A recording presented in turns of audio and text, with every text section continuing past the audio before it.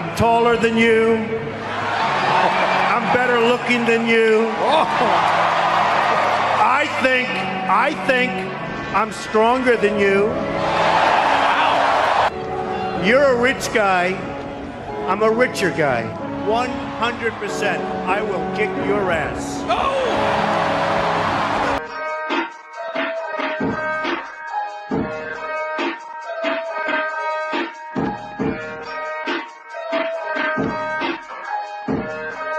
Yeah, I just got hit with a 50K check.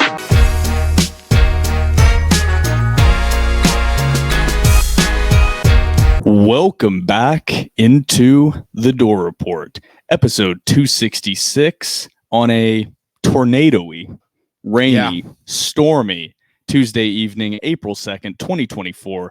I am Will Byrum, joined as always by my co-host, Trevor Hulan. We were, right before we started recording, also joined by our producer, Phoebe. But then the lightning and thunder scared her away into scurrying away. She's still underneath the table here. No, she's away. Definitely under a bed.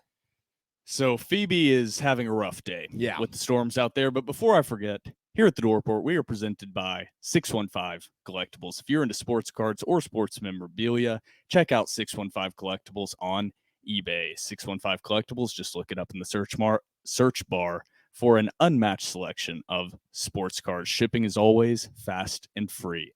Website coming soon, hopefully, summer of 2024, 615collectibles.com. Trevor, not a ton, but we do have a lot to talk about, honestly. Once I started listing it out, VandyBoy series over the weekend as the rain starts to really pick up in our ears over here. Yep. VandyBoys over the weekend. Also, the introductory press conference for Vanderbilt's new men's basketball coach, Mark Byington, was held last week. We will touch on that just a little bit and give our overall takeaways. I don't think we'll go through individual quotes, but just kind of the gist of what we took from it, because a press conference is a press conference is a press conference at the end of the day. Rarely does a coach come out and just butcher the introductory press conference. You have to really screw up for people to be giving negative reviews about you in an introductory press conference. I agree. There were a lot of people behind the scenes that probably helped crafted that too. That's just the nature of the beast. Nothing against Byington. That's just how that works. But there was a visit he made directly after that introductory press conference that we were a big fan of. Ooh, so our guy. We will hit on that. And then the TDR boys were in attendance at a Vanderbilt football practice on Saturday. We will not be reporting any details of that practice. We will respect Vanderbilt Football's request. We are respecting their request, but shout out to Vanderbilt Football for inviting us, Bart Simmons specifically, for inviting me and Trevor out there. It was a hell of a time, and we'll give some general takeaways and give some shout outs to guys, but we can't report any specifics or anything. I'll say just to the practice that, I mean, that was a childlike experience for me, to be quite honest. I just went in and I just tried to absorb as much I could and just enjoy the moment. That really was a really special thing. Yeah, it was pretty awesome. I'm not gonna lie. It was amazing. We put out the picture of the quickly crafted passes that Barton gave us right after we came in, because people were staring at me and Trevor after Barton left us alone for like 30 seconds and realized these people are going to get asked who they are, why they are here, because you look at us and you're like, is this our new interior D-line recruit, Trevor Hulan? Boy, is this program headed downhill. Yes. Because I'm not the recruit. You don't want me in there. I'm not the recruit of either of us. No, you could definitely get some snaps at wide receiver, I think. You've got that lanky build. 6 foot, $183. Do you put you in the slot? Dude, another Caleb Pruitt. Exactly. Yeah. Yep, you're right. But we will hit on that, give some funny stories and some a couple incidents that almost happened. I just butchered. I butchered two. I combined two white Vanderbilt names. I said Caleb Pruitt, so Trent Pruitt and then Caleb Scott. I was a little confused by it. I'm sorry. Caleb Scott is who I meant. Or you could be Trent Pruitt. Caleb Scott was a physical freak. I should not be compared to Caleb Scott. We'll go Trent Pruitt then. How about that? You remember that guy? Vaguely. I remember I think he was number 9. The only problem is probably my 6'1" 40. That's going to be a big issue for the Vanderbilt scouts there. You can always bump that up, I think. We'll see. I did take a softball directly to the right shin at softball yesterday evening, so I'm a little injured right now. Minor setback for a major comeback. But before we get into all that and much more, don't forget to follow us on Twitter and Instagram at The Door Report. Like us on Facebook. Subscribe to our YouTube channel. Emphasis on the YouTube channel. Our subscribers have been going up. Viewership on the last couple episodes has been pretty solid on YouTube. Yeah. People shout out to you guys. Yeah, people seem to be switching over, not even switching over. We seem to be gaining some new YouTube viewers. I think the last couple have had 400 or 500 views, so nothing crazy, but subscribe to the YouTube channel. Our podcast is available on iTunes, Spotify, YouTube, and Google Podcasts. And while you're at it, give our podcast 5 stars and a review on iTunes. It's now time for segment 1.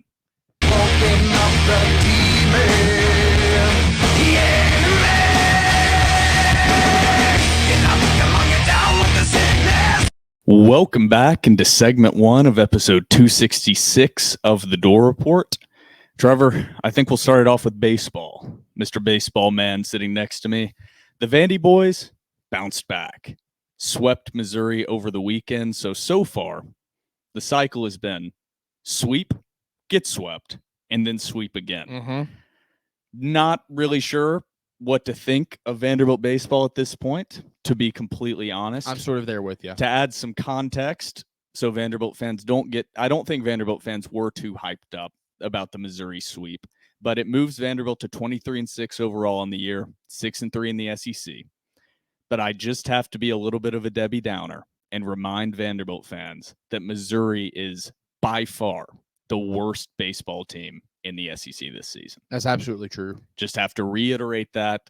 Missouri's currently 10-18, 1-8 in the SEC. Mm-hmm. I know it's early, but I don't expect that Missouri team to be picking up too many wins in SEC play. No, not at all. And two, it's crazy to me that Vanderbilt has already played almost 30 games this season. It seems like the season just started 2 weeks ago, and they've already played almost 30. It should have been 30 games tonight, but that Western Kentucky game understandably got canceled.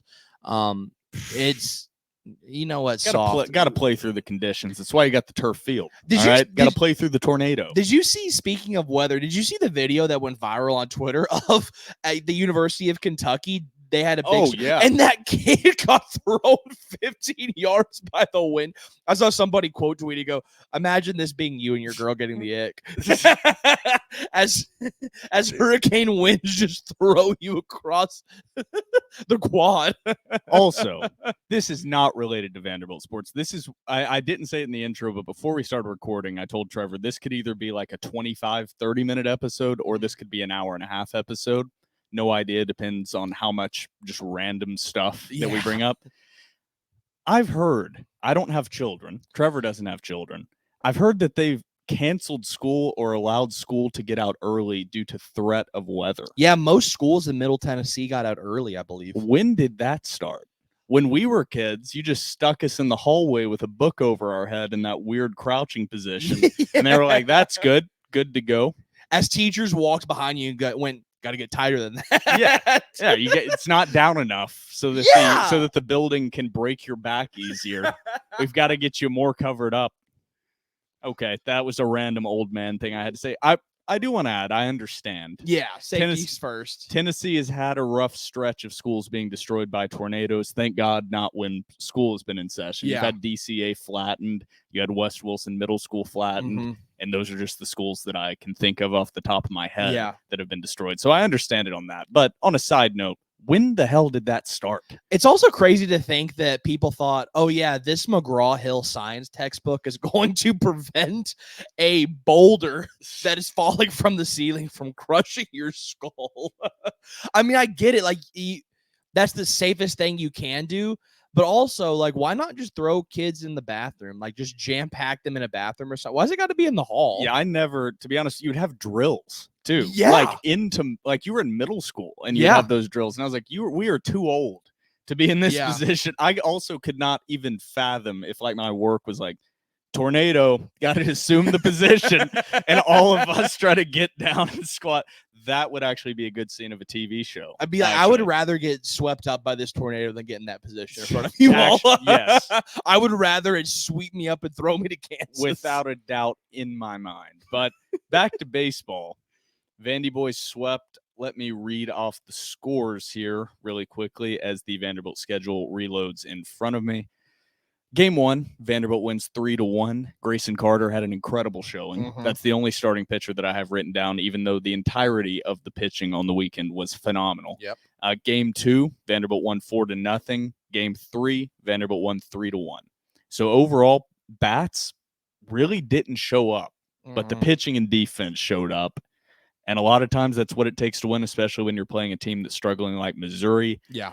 That put up 2 runs the entire weekend. So we talked about it last episode, and I know you have some details you want to get into on these games. You were in attendance on Friday evening, right? Friday evening. I was beautiful night for some baseball. Beautiful night. But we talked about that this was a big bounce back series. That after that sweep against a team you probably should not have been swept by. Oh, absolutely. You go and play against the worst team in the conference. Yeah. And it's easy to go in there and say, we just got to win 2. And they came out and dominated for all 3 games. So shout out to Tim Corbin. It's not a surprise to any of us anymore, but always seems to get the team reset and back on track after a disappointing weekend. It's been that way his whole career, basically. But that doesn't mean we quit shouting it out just because it's so damn consistent. Absolutely. As Vanderbilt fans, you really do have to appreciate greatness or even goodness anytime it comes through this program. And Tim Corbin has been nothing short of great. A good bounce back series going into a series with LSU this weekend. So this was really big. I know, like we said, this Missouri is the worst baseball team in the SEC, but you did need a get back series in order to mentally prepare yourself for LSU. Like you said, the starting pitching was sensational. My big takeaway was I thought Bryce Cunningham was the best pitcher all weekend long. That Friday night game, pitched 7 total innings, 12 strikeouts. He was absolutely only amazing. Gave up 1 hit. Only 1 hit. The more not the more impressive thing, but something that I was really blown away with, is he threw his 90th pitch, and he threw his 90th pitch. I turned around because I wanted to check what his velo was at. Fastball 95. So still, even though threw a lot of pitches, kept that velo in the mid 90s for that fastball. Really impressive. He's really, really coming around after a shaky start to this season. Not really a shaky start, but kind of shaky. And not the best year last year. I think he might be turning into what we thought he would be. Whenever he came to Vanderbilt, you said this kid has ace potential. And honestly, right now, no disrespect to Grayson Carter or Holton, I think Bryce Cunningham might be the best starting pitcher in this rotation right now. He's absolutely stellar. Pitching was great. Bullpen didn't have to do a lot of work, which is always awesome. But I will give a shout out to the bullpen, even though the starters all went at least 7 innings this weekend. Timmy let him pitch deep. Yeah, the bullpen only gave up 1 hit combined. Yeah, they were awesome. Gave up 0 earned runs combined. So shout out to the bullpen that has been shaky at times. Absolutely. Yeah, absolutely. The bullpen has been shaky. They did have a really good series against Missouri, like you said, 1 hit. In regards to the defense, I thought they played really well overall, especially after an awful outing against South Carolina. Really, the downfall of Vanderbilt with the South Carolina series, in my opinion, was the defensive miscues. A lot of errors, a lot of routine balls that were dropped, a lot of routine plays that just weren't made that allowed South Carolina to capitalize. I thought the defense was much better this weekend. For the hitting, I'll come around. At first, I thought, man, we might have some thumpers. We might have a really good offense. I think it can still be really good. They're starting to worry me. I'm not going to lie. This is a Missouri team that Vanderbilt should have shellacked offensively. Didn't score more than 4 runs in any game.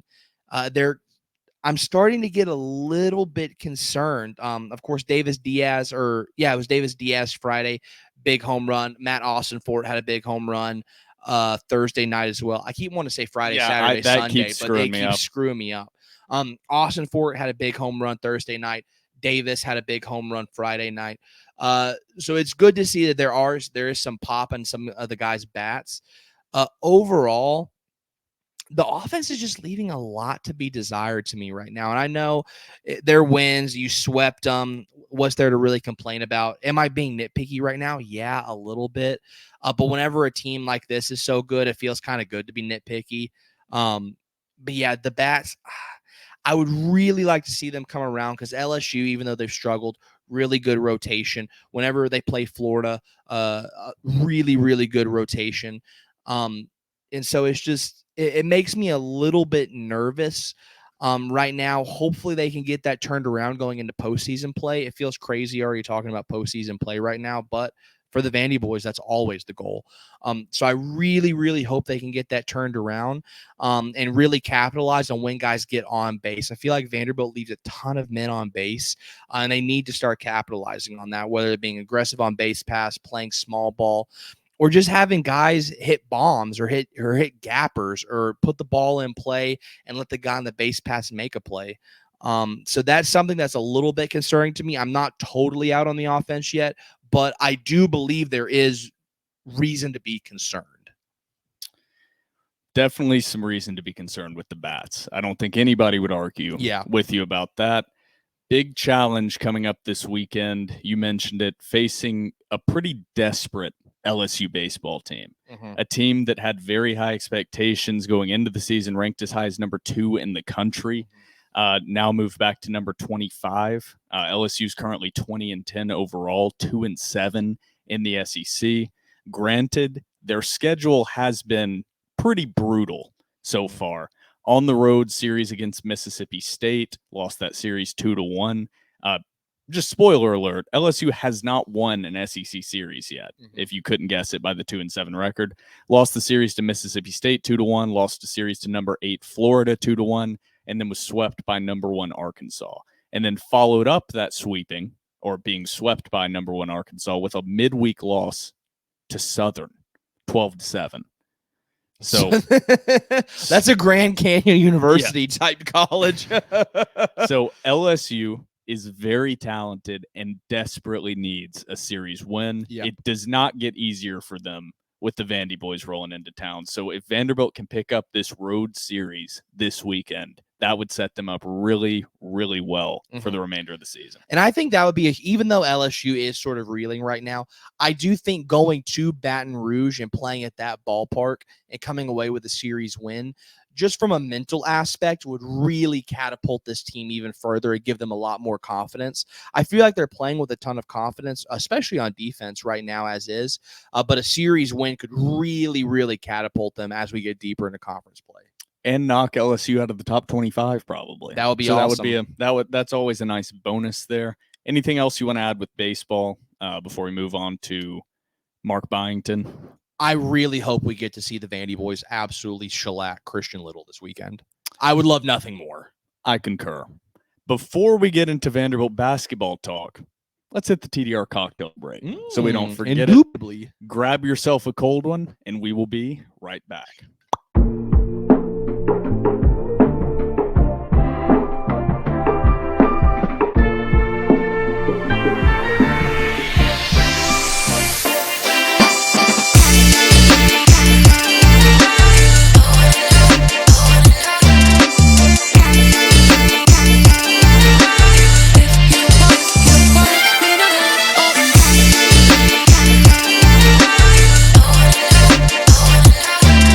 Welcome back from the TDR cocktail break. Trevor, it is time to talk a little basketball. Are you sipping on kombucha?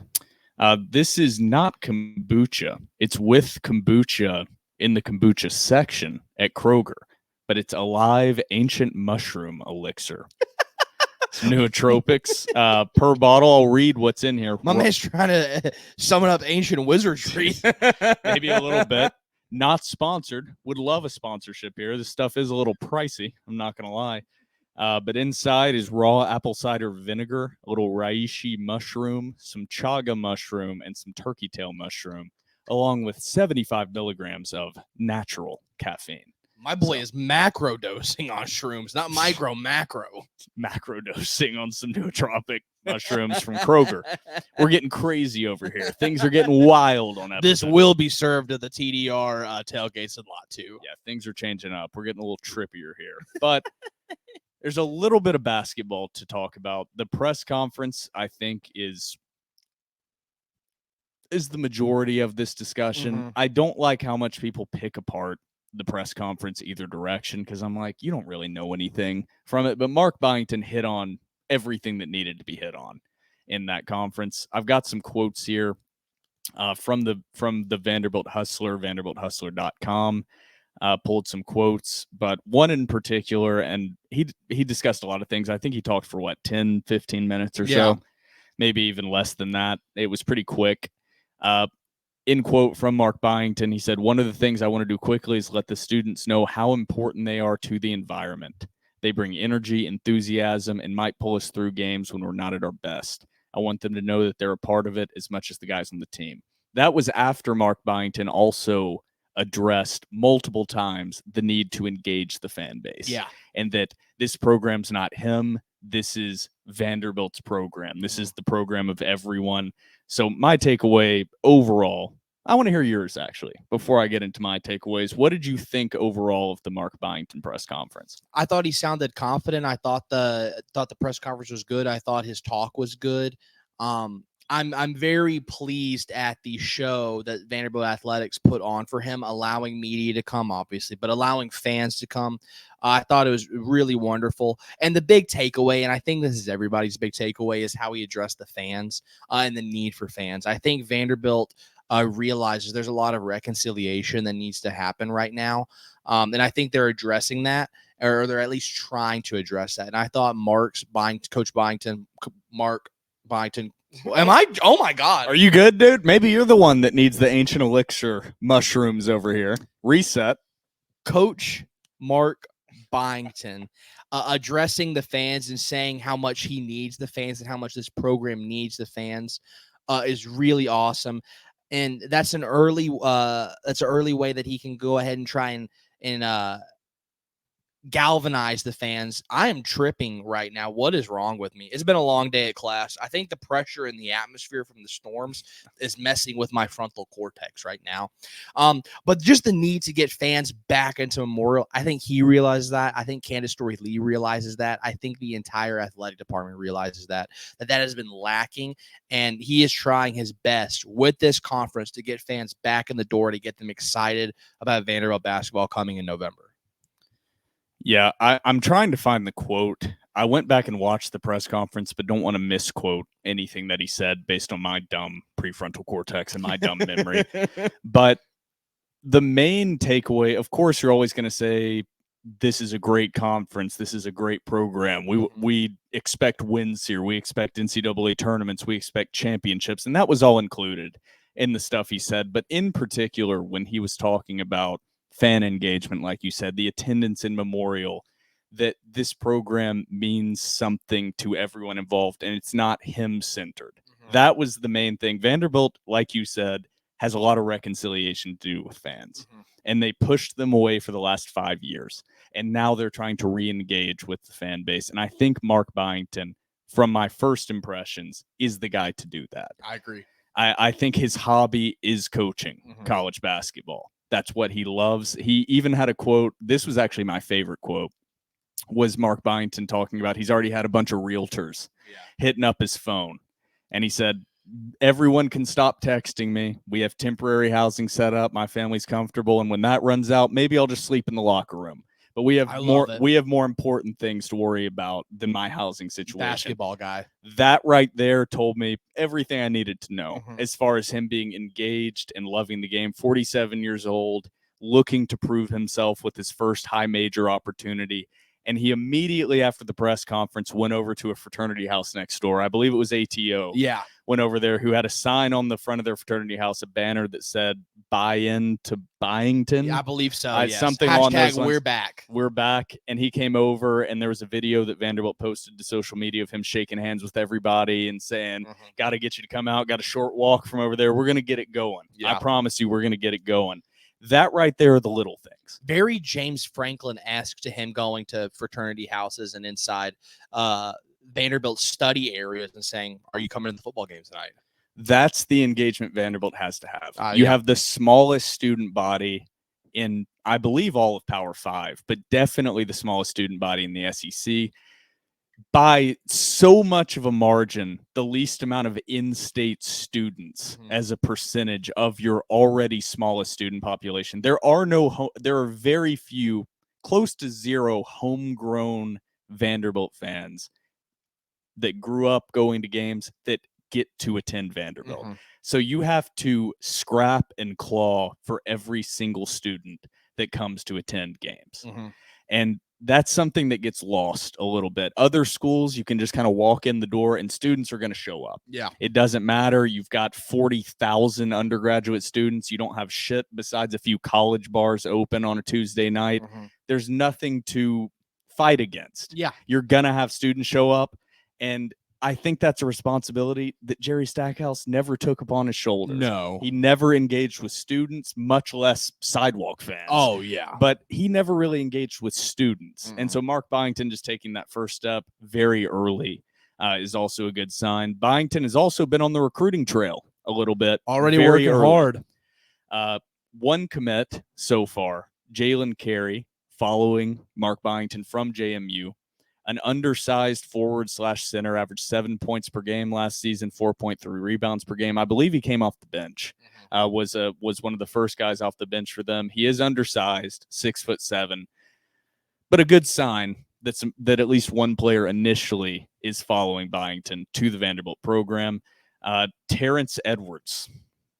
That is a name. That is the white whale of Vanderbilt basketball right now. He's a kid that if you can get from JMU and you can get some guys back, which there's reports that some guys are very interested, he's the white whale. He's the catalyst for this basketball team. Jalen Carey, I just look as like an indicator that there is obviously interest in these JMU guys transferring with Byington to Vanderbilt. Terrence Edwards, 17 points per game last season. I think we talked about it last podcast. He would immediately become the best player on the team. Absolutely. The moment he walks in the door. Also, it seems like based on murmurs, I don't know if it's fully official, Vin Allen Lubin. Yeah. Going to be staying. Huge. From what we're hearing, that's huge. That is the one guy in particular. We talked about it last episode. The one guy that we both were like, you have to keep him. Absolutely. So that's a big get. Also, from announcements that have been made, I think this is official. Karis Bilal and Tyler Tanner are both staying committed to Vanderbilt after speaking with Mark Byington. So retaining the class that Jerry Stackhouse had already brought in. Not the best class in the world, but at least Mark Byington is retaining that talent. And you need guys. You need young guys. Yes. Right now, this roster has a ton of holes to be filled. And the first step of that is getting some young guys in there to get depth. Yeah. And it's so unusual, too. I mean, it's if the coach who is recruiting you leaves or gets fired, I mean, it's almost a foregone conclusion that those kids are going to dip. Are they the best in the world? No. But the fact that Byington convinced them to stay, I think is huge. And I think is a really good indicator that he's got some charisma. We've seen that firsthand with the way he's presented himself to Vanderbilt fans on the SEC network, on the radio. He's got some charisma. He can talk to people. He can convince you of the vision of what he wants to turn Vanderbilt basketball into. And it seems like early, then again, small sample size, very early on, it seems like some people are buying in regards to players. So that is a huge, huge sign for me and a very positive sign for the direction that Vanderbilt basketball is headed, hopefully. I do want to play one clip. This isn't from the press conference. This is on SEC Network. Mark Byington had an interview with Dari Noka. We tweeted it out from the TDR account. First, the Vanderbilt men's basketball account tweeted it out. So I'm going to try to play the audio here and hope it comes through clearly.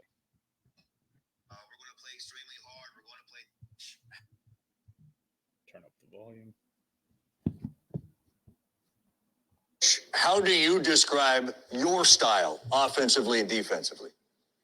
Yeah, extremely aggressive. We're going to attack on both ends of the court. I love it. It's a huge compliment when other people, other coaches, or people say, we're looking at the team, how hard we play. And that's going to be number one. We're going to play extremely hard. We're going to play tough. But if you look at the way that I've coached in the past, I mean, we're always one of the fastest paced teams in the country. We do try to turn teams over. It's a free flowing system. It's not a system built around one player. It's a system built around a lot of players being successful and making the right play. And the positionless basketball is called on with a lot of teams. I think we're the true kind of idea of that. How do you describe your style? That's something I love to hear is whenever he talks about positionless basketball, because Jerry tried to do that a little bit, but failed at it really, really badly. So whenever he talks about that, that's something that I really, really like to hear. I love it whenever he says free-flowing teams, aggressive on both ends of the court. That's huge for me. Everybody talks about positionless basketball. That's like the hot the phrase, sexy thing, the thing to say, but not everybody actually plays positionless basketball. Almost nobody plays positionless basketball. It's one of the most overly used terms in all of basketball. Yeah, your guards may be more interchangeable or your big men may be interchangeable, but it's not positionless.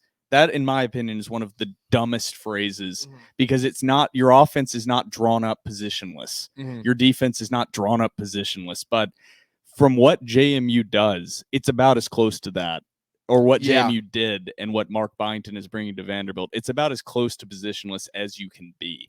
And I like that he specifically mentioned one of the most up-tempo, high-pace offenses that we hit on that last episode after the hire. That is going to be a change that is going to be a sight for sore eyes for Vanderbilt fans, going from one of the slowest paced teams in the country to one of the fastest paced teams in the country.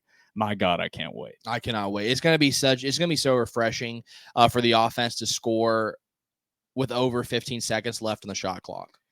That'll be a new one, but I don't want to hit on too much basketball because in my opinion, we don't know anything yet. It's so early. It's so early in it. The NCAA tournament is still going on, so a lot of the big pieces in the transfer portal are probably not going to be committing to any schools until after the NCAA tournament, after they can truly test out the NBA draft waters, get some feedback. So a lot of pieces to fall, a lot of dominoes to fall, but everything we have seen so far from Mark Byington is exactly what you want to see. Yeah, we won't really know a lot in regards to transfers, like you said, with the NBA draft till probably what would you say, June? I think that's when the combine kind of ends, is like mid-June. Maybe a little earlier than that, because they'll do private workouts and different things to get feedback from draft scouting experts is a lot of what that is, but that still has to happen. Yeah. So a lot of these guys are just putting their name in the transfer portal. So right now, any of those big dominoes are not going to fall yet. Did you see LeBron James Jr.?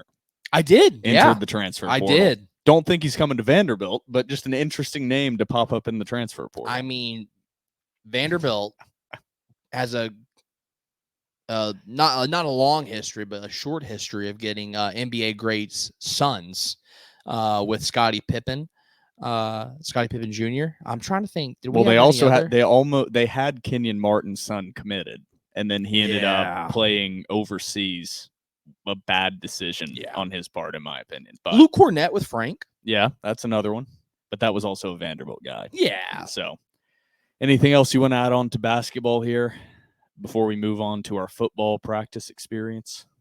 No, let's get into it. The fun thing. The final stretch of episode 266 here. Like we said, we can't comment on anything specific. We can't report any specifics, but we shouted out in the intro. Have to shout out again. Shout out to Vanderbilt football overall, specifically Bart Simmons, thinking of us, reaching out to us, and allowing us to attend practice. Yeah. And trusting us not to be irresponsible with reporting. It was so fun, man. It was just going as a fan and being able to experience that.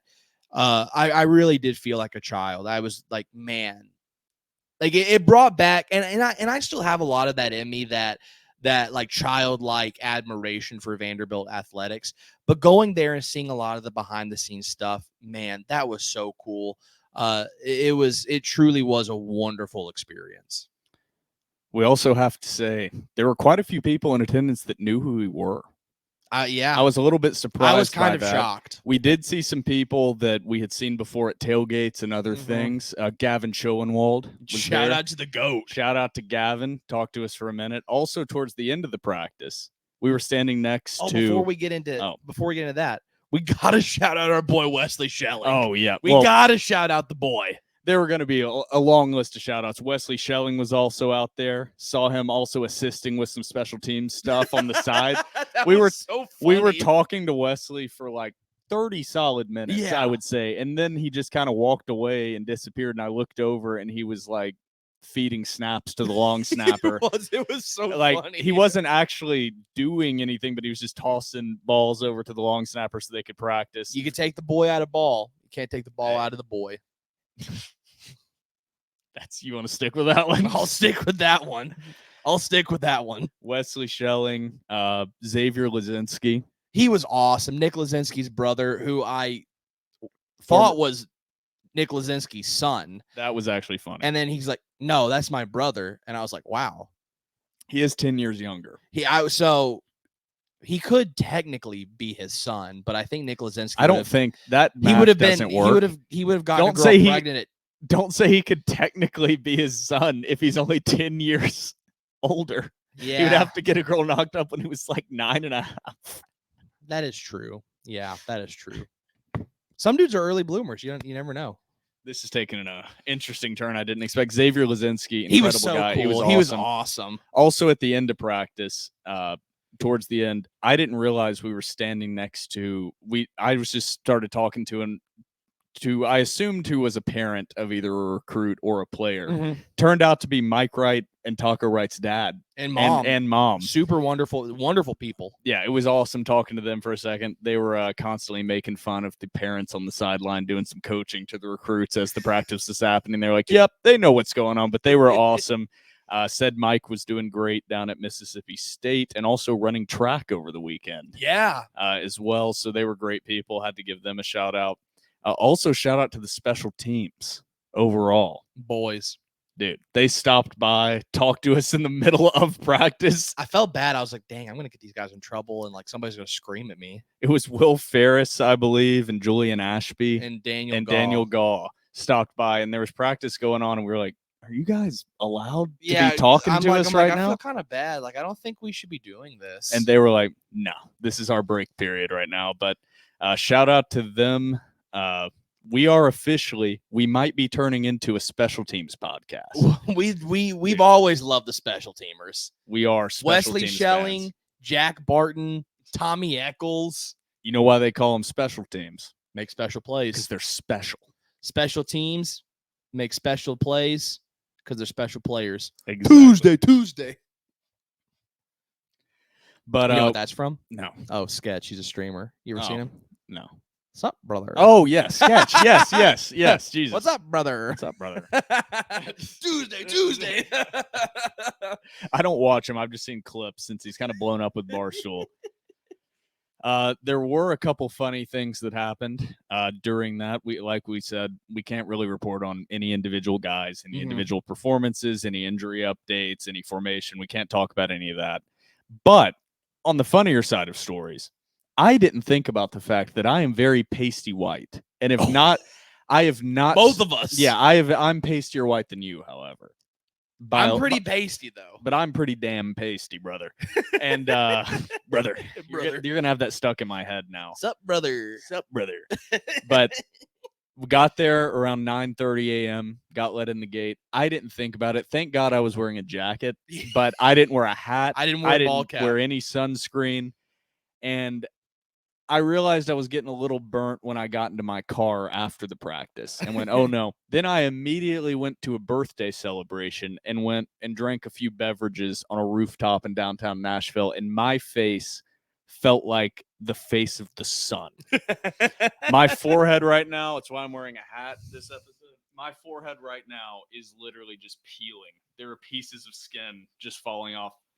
My nose is as red as a crayon right now. It's not great. The light's helping me out and the hat are helping me out.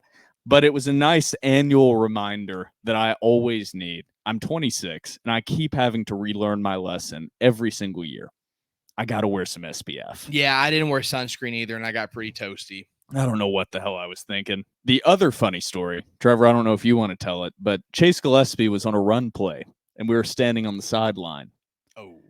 And he came barreling down the sideline and he almost took out Trevor and mine's ACLs, MCLs, meniscus, almost got taken out. It was, I'm not going to lie, I was terrified. I was so scared.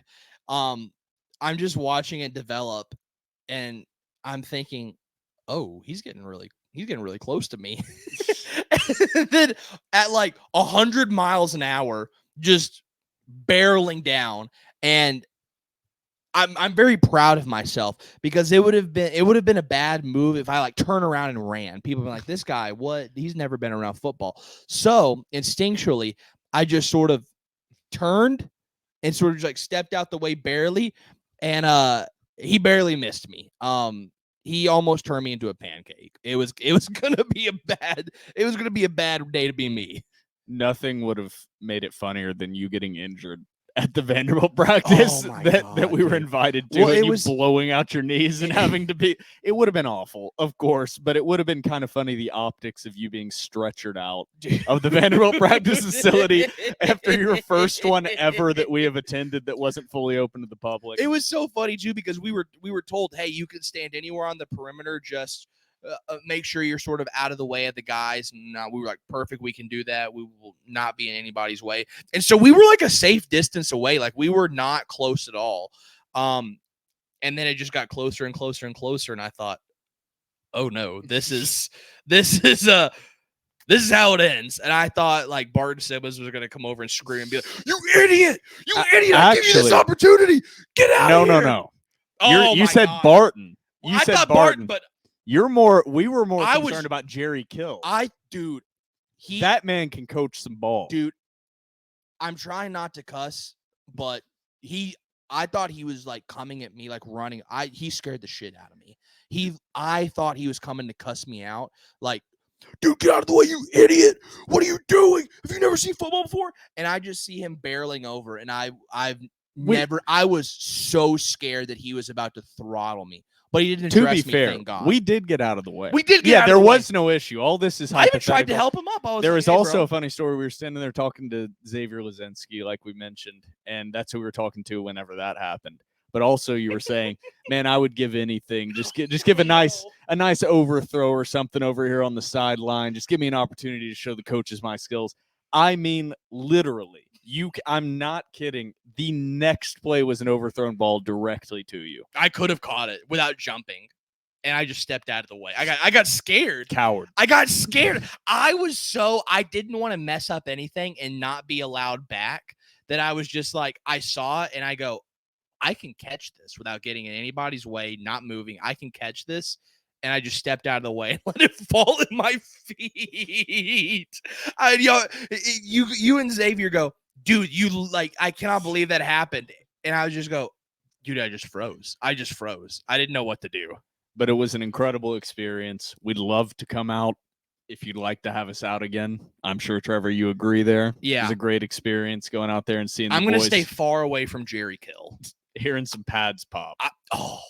It was great. I think that was the longest I'd never pulled out my phone since I've had a cell phone. I don't think I pulled out my phone the entire practice. It was also, dude, I forgot. It's been a long time since I've been on a football practice field. I forgot how much that heat reflects. It was not a hot day. Especially on that turf. Yeah, it was not a hot day. But damn, it got hot. And I was doing no physical activity, and I just kept looking over at the Gatorade bottles and kept thinking, is anybody going to notice if I take a little water out of these? But I didn't. I fought the urges. Also, one person I forgot to shout out, Ethan Crisp's dad. Great well. guy. Yeah, talk to him for a second as well. Shout out to Mount Juliet, your hometown. The old MJ boys. Shout out Ethan Crisp. But anything else you want to add about the practice? Shout out to Bart Simmons again. Shout out to Clark Lee for giving the go-ahead on it. Shout out to everybody in the football program for actually thinking of TDR. Yeah, we truly do appreciate it. We're forever indebted to you guys. That was awesome. Now, this is not, I wish it wasn't the case, but this is not going to buy you any grace from me. Yes. When the actual season begins, we deeply appreciate it. Maybe 0.1%. But once the real season starts, it's all gas, no brakes. It is what it is. And I think they respect that. You know what I mean? Like, they're like, hey, this means something to these guys. You know what I mean? Whenever we're doing awesome, they're our number one fans. And whenever we're not performing correctly, they'll let us hear it. But God, they're going to show up every single weekend to support the boys, whether they're 0-10 or whether they're 10-0. You know that those boys are going to be in lot 2 and in their seats an hour before game time. Now in Section F. Oh, dude. The TDR section. Dude, Section F. Oh, everybody my God. listening, if you can, get your tickets in Section F. Yes, Section F. Me and my dad sit Section F, row 44. You're thinking that's pretty high up. It's probably about halfway up. This phenomenal, probably the best seats I've ever had. Row 44, seat 29 and 28. We're right next to the parents section. Shout out to the parents. They're awesome. They're all AJ Newberry's mom might be my favorite Vandy football parent. She's amazing. She's at every game. Great people. Section F. You got me, my dad, Will, his dad, Big Joseph West, his dad. Is Braden McPherson going to renew? I don't know. If you do, you got Braden McPherson. You think so? I think Braden will. Braden, I believe in you. Braden talks a big game. He does talk a big game. But also, a lot of his stuff was hinged on not firing Jerry Stackhouse. That is true. And they did fire Jerry Stackhouse. That is true. And so, we also have Axel. Axel shows up in Section F. Hey, shout out to my boy, Justin Kemp. First game of the season. I look down a couple rows in front of me, and I just see the most beat up black number 17 DJ Moore jersey I've ever seen in my life. And I go, that's my dude right there. That's my guy. Anything else you want to add about the practice we attended? Because I think we probably want to talk a little separate Vanderbilt football, unrelated to what we saw before we close out episode 266. Like Will said, thank you guys so much. That really, I tweeted it and I wasn't being sarcastic. I couldn't imagine going back in time and telling a 10-year-old Trevor that you would be able to experience this one day. That was absolutely phenomenal. And hey, shout out to Vanderbilt football for always thinking about the fans. Vanderbilt football has not been easy to support, but this administration, this regime, they care about the fans. They care about fan support. I really, really love those guys on that side. And football is the only program, not because of Clark Lee, the only program I make any excuses for. Yeah, because I agree. I truly, in the bottom of my heart, believe Vanderbilt football is the toughest head coaching job in any sport at any school in the country. I agree totally. I think that is the toughest job. You are competing against schools with the largest budgets, the most support possible, the best players, and you're doing that with basically both hands tied behind your back the entire time. So there's a little bit more grace given to Vanderbilt football. All right, moving on from the practice, just we've hit on these same talking points before. With this new offense, this is not related to practice. I want to keep emphasizing that. Nothing we saw that I'm about to say is related to what I'm saying. I just want to keep reminding Vanderbilt fans how much more run-oriented this offense is going to be. We were talking about this. We've been talking about this for a month. We've been talking about this since they hired Tim Beck. But with Tim Beck, I cannot emphasize enough how much different this offense is going to be. You're going to go from being a team that throws the ball around 60% of possessions to being a team that, as your low battery pops up. Oh, no. No, don't worry about it. We're about to close You it think out. so? Okay. Yeah, we'll close it out here soon. You're going to go from a team that throws the ball 60% of the time to a team that probably runs the ball 70% of the time. Because that's what they did in New Mexico. Yeah, that's what they did there. That's what they do here. Obviously, Vanderbilt does not have Diego Pavia on campus yet, Pisson Pavia. But just Vanderbilt fans need to keep that in mind when they start getting frustrated in the upcoming year, which is inevitable, saying, why are they not throwing the ball more? Because I can see it coming now. Yeah. That's what they're trying to do, is control the clock, run the ball. That's the plan. Yeah. And I'm cool with it because I'm a defense first guy. I love sexy offenses, but a defense will always have my heart. And on offense, I get throwing the ball is sexy and it scores points. There's something about when you just line up and you just run the ball down somebody's throat that will forever have me in a chokehold. And then the last football note I want to hit on here, I'm going to absolutely butcher this name. We were trying to figure it out. Loic Fouonji, a wide receiver from Texas Tech that committed to Vanderbilt a while ago in the transfer portal, has officially signed as of, I think, today. Has officially signed. A big emphasis on big addition to the Vanderbilt wide receiver group. 6'4", 215 pounds. Big body bends. a good compliment to Quincy Skinner Jr. and Junior Sherrill and Richie Hoskins. And I think, unless I'm mistaken, he also returns kicks. Yes. Which is an area of need for this Vanderbilt team. I don't know if he returns punts, but I know at Texas Tech he did return kicks. So not an incredible stat line or incredible career. We probably need to close it out here because your laptop's about to die. It's making me a little nervy. Yeah, let's go ahead and close it out. For myself, Will Byrum, and my co-host Trevor Hulan, this has been episode 266 of The Door Report, powered by 615 Collectibles.